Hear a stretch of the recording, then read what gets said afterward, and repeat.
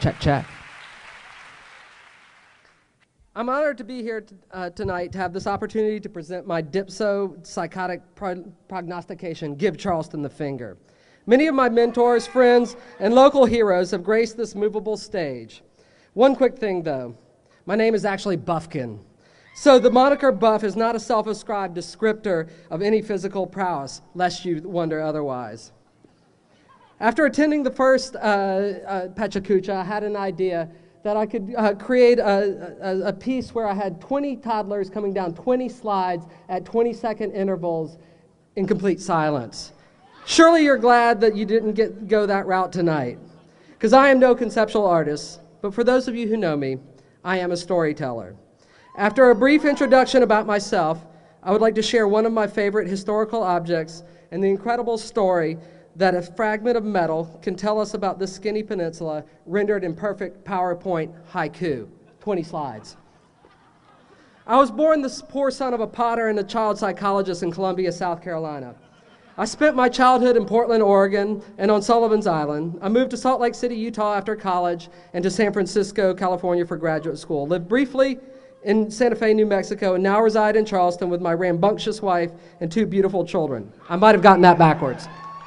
I had a degree in archaeology, but my passion was not in finding objects, but it was about discovering the stories that they could tell. So I got a master's degree in museum studies while also learning web design and development. I was lucky enough to work at the Halsey Institute of Contemporary Art under Mark Sloan before starting All One Word Design, where we now turn grits into pixels. If I have learned anything, it is that no human quality is more important than curiosity about everything. It is the cornerstone of learning, humanity, grace, and even humor. You cannot be any of these without first being curious. This story is a tale of my 10-year curiosity about John C. Calhoun's finger. Atop the Mormon Temple in Salt Lake City sits a gilded trumpeting angel Moroni. Local lore purported that its height and position ensured its visibility to every citizen. Its dominion also spawned a collective teenage fantasy among every Mormon I met and befriended. They all secretly desired to plunk it with their BB gun. When I returned to Charleston in 2001, I began to wonder about our Moroni, John C. Calhoun, and his statue. Why was he perched so high above where only the birds could look into his eyes? His menacing scowl obfuscated by his distance. His shadow was still cast upon us all, and then I learned about the finger. As a child, I loved the Charleston Museum. It was an old-school cabinet of curiosity, crammed with ephemera under the bucolic shadow of a whale skeleton. In 2003, I was taking a class on a tour of their collections when a registrar showed us the finger, and she said that the statue that we know today was not the first one. I want to back up and take a few seconds to give everybody some basic Calhoun history. No South Carolinian was more politically significant in the first half of the 18th century than John C. Calhoun. He served as Vice President, Secretary of State, Secretary of War, in the Senate, in the House of Representatives. He was a war hawk and briefly joined the Whig Party. His nickname was the Cast Iron Man because his ideological rigidity and his furnace-like ability to suppress his emotions during his flourishing orations. However, the passion was said to glow from his eyes when he spoke. He also sported some pretty awesome hairdos and a chin curtain that certainly would have gotten him into the Charleston Beard and Mustache Society. He was purported to have been Lincoln's father, but that story involves Marfan syndromes and the Hank Gathers, and I'll save it for another night. His historical identity will forever be linked to his staunch defense of slavery, claiming it to be a positive good. His political machinations helped plot our country's course towards civil war. The story of the finger really begins at Calhoun's death in 1850. He was actually buried 5 times that we know of, and a rumored 6th.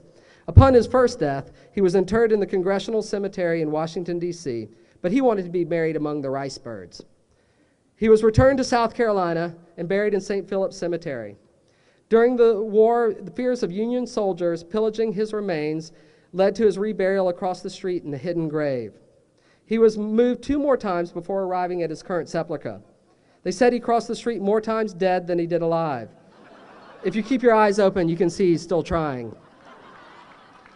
From the moment he died, the good women of Charleston began soliciting funds for the creation of a proper monument to honor Calhoun. The same Union threat that forced his disinterment also caused one of the women, Mrs. Snowden, to place the $75,000 seed nest egg and sewed it into her petticoat. She fled the city. At the war's end, she returned with the monies. It was these funds that seeded the construction of the first Calhoun Monument, which was unveiled in 1887. The crowd was aghast. Calhoun's strange pose, the half-naked muse seated at his base, referred to derisively as his wife. A final foible was a finger pointing in a biologically improbable angle. It soon became a target for the freed slaves. Folks returning to the market would lob tomatoes at his oppressive visage. Eventually, a man climbed the statue and ripped that finger off. It was thus decided to destroy the statue and create one that was too high for tomatoes or citizens. Today, the finger remains a silent witness of our convoluted past. The duality of the South and a cobblestone history rendered in 1.5 pounds of bronze. It's a natural Southern predilection to just put something troubling up on the shelf higher, out of sight, out of consciousness. We desire to obfuscate the memories and the realities that our artifacts and history cannot. They haunt us still. The finger is now in the Charleston Museum. They kindly allowed me to bring it here tonight, where I get to share it with the greater bit of Charleston. If you'll just give me 1 second.